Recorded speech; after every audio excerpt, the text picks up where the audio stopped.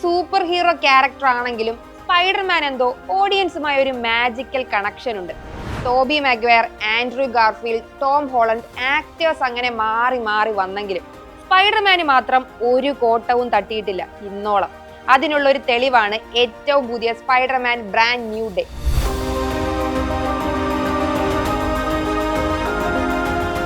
എന്തോ ഇഷ്ടമാണ് എല്ലാവർക്കും സ്പൈഡർമാന്. അതാണല്ലോ 6 ദിവസം കൊണ്ട് $1.6 ബില്യൺ ആഗോള കളക്ഷൻ നേടിക്കൊടുത്തത്. അതിൽ നമ്മുടെ പങ്ക് ഒട്ടും കുറവല്ല. ഇന്ത്യൻ തിയേറ്റേഴ്സിൽ നിന്ന് മാത്രം 400 കോടിയിലേറെ രൂപ. അവിടെയും റെക്കോർഡ് തകർത്താണ് മുന്നേറ്റം. ഇന്ത്യയിൽ 500 കോടിക്കടുത്ത് കളക്ഷൻ നേടുന്ന ആദ്യ ഹോളിവുഡ് ഫിലിം കൂടിയാണ് ഇന്ന് brand new day.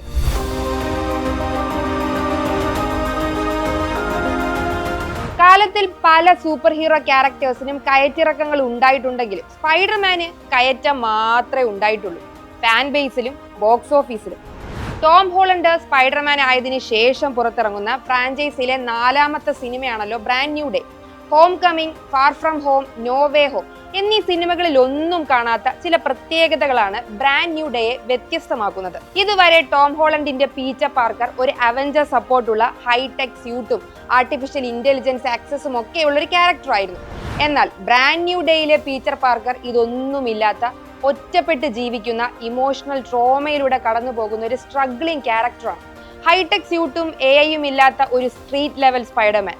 Super hero സിനിമകൾ ആരാധകർ മടുത്തു തുടങ്ങിയിടത്താണ് വളരെ മെച്ചുവറായ, ഇന്റിമേറ്റ് ആയ സ്റ്റോറി ടെല്ലിംഗ് എങ്ങനെ പ്രേക്ഷകരെ തിരിച്ചു പിടിക്കുമെന്ന് കാണിച്ചു തരുന്നത്. ജാക്കി ചാൻ സ്റ്റണ്ട് ടീമിന്റെ നേതൃത്വത്തിലുള്ള സ്ട്രീറ്റ് സ്റ്റൈൽ ഫൈറ്റ് സീക്വൻസുകൾ ചെറി ഓൺ ടോപ്പായി. DCയുടെ സൂപ്പർ ഗേളിനൊപ്പം പിടിച്ചു നിൽക്കാൻ പറ്റാതെ സ്പൈഡർമാൻ ബോക്സ് ഓഫീസിൽ കൂപ്പുകുത്തുമെന്ന് ഹോളിവുഡ് ഫിലിം അനലിസ്റ്റുകൾ പോലും റിലീസിന് മുമ്പ് വിധി എഴുതിയിരുന്നു.